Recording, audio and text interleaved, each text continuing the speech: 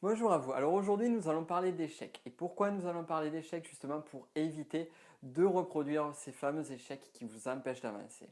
L'objectif aujourd'hui, ça va être justement d'essayer de comprendre qu'est-ce qu'un échec, pourquoi vous êtes confronté à ces fameux échecs et comment faire pour éviter de reproduire de façon récurrente les mêmes échecs et enfin atteindre vos objectifs. Vous avez envie d'atteindre un point, vous avez envie d'y arriver et pour cela, vous mettez en place un plan d'action. Arrivé ce plan d'action, vous continuez à travailler et vous êtes confronté à des résultats. Ces résultats sont peut-être négatifs. Certes, les résultats sont négatifs, mais vous continuez à persévérer. Vous continuez et vous vous retrouvez encore une fois confronté à des résultats négatifs et ainsi de suite. Et c'est ainsi une espèce de cercle infernal qui fait que vous n'arrivez pas à atteindre vos objectifs et très vite, au bout du second, troisième ou quatrième échec, vous abandonnez. Alors qu'est-ce qui se passe? Qu'est-ce qui se passe concrètement? Eh bien, c'est très simple. La plupart des personnes partent avec une idée en tête et un objectif à atteindre. Elles essayent d'atteindre cet objectif, donc elles mettent en place un plan d'action qui est préparé ou pas. Elles commencent à travailler sur ce fameux objectif, cet objectif à réaliser, et elles produisent des résultats. Une fois ces résultats produits, elles continuent à travailler. C'est-à-dire que j'ai un résultat qui est positif ou négatif, et quel que soit ce résultat, je continue à rester sur la même ligne de mire pour atteindre mon objectif. Le problème, c'est qu'on ne prend pas le temps justement d'analyser ces fameux résultats. Et c'est ces résultats-là qui vont justement aider à savoir si on est sur le bon cap, si on a pris le bon chemin pour atteindre votre objectif. Imaginons par exemple que vous souhaitiez aller en vacances, on va prendre un exemple sur la Côte d'Azur. Vous prenez l'autoroute et arrivé un moment, vous vous plantez. Vous ne prenez pas la bonne route. Vous continuez et puis vous n'arrivez plus à voir la destination en question. Alors qu'est-ce que vous allez faire? La plupart du temps, ce que vous allez faire, c'est au bout d'un moment, vous ne voyez plus rien, donc vous allez commencer à regarder sur votre GPS, vous allez essayer de voir si vous ne vous êtes pas trompé quelque part, et si vous êtes trompé, comment faire pour retrouver l'autoroute et aller vers votre destination.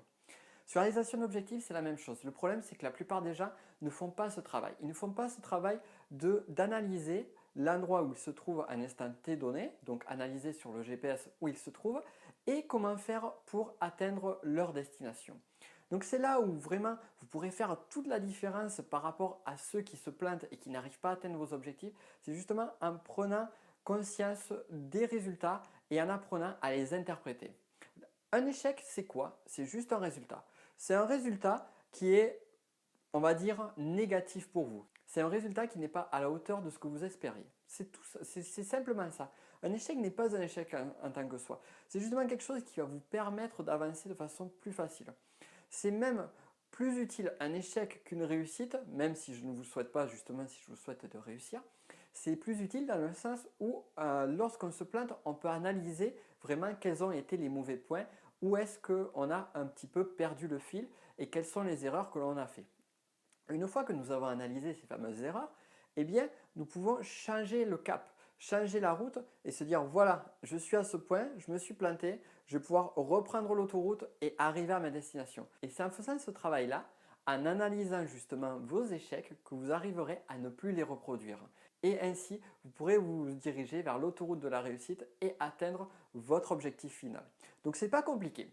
Vous travaillez, vous avez un objectif, vous travaillez, vous avez des résultats et vous prenez le temps, vous prenez 20 minutes pour analyser vos résultats. Vous dites, bon voilà, j'ai ce résultat, est-ce que je suis content ou est-ce que je ne suis pas satisfait de ce résultat-là? En fonction de votre analyse, vous essayez de comprendre quels sont les facteurs qui ont fait que vous n'avez pas réussi comme vous souhaitez. Qu'est-ce que vous pourriez améliorer? Quelles ont été vos erreurs? Comment faire pour les corriger? Une fois que vous avez fait ceci, eh bien, vous retracez un plan d'action pour atteindre votre objectif. Et en faisant comme ceci, en attaquant étape par étape, vous allez vraiment réussir à atteindre votre objectif de façon efficace et rapide. Voilà, donc c'est tout pour aujourd'hui. Ça, ce n'est juste qu'une partie parmi tant d'autres. Si vraiment vous voulez en savoir plus, si vous voulez aller beaucoup plus loin et avoir toutes les méthodes pour justement atteindre des objectifs, si vous voulez les atteindre de façon efficace, sans perdre trop de temps et en ayant des méthodes concrètes et des méthodes qui marchent, puisque c'est des méthodes que j'ai testées sur moi, des méthodes que je donne via mes coachings et qu'ont utilisé de nombreuses personnes qui ont réussi. Et bien ce que je vous conseille de faire, c'est de découvrir ma méthode, la méthode Objectif Lune, qui est justement dédiée à la réalisation des objectifs, la réalisation ambitieuse et rapide de vos objectifs. Donc si vous êtes intéressé, regardez le lien qui est juste en dessous de cette vidéo. Je vous invite donc à cliquer dessus, à regarder un petit peu cette méthode.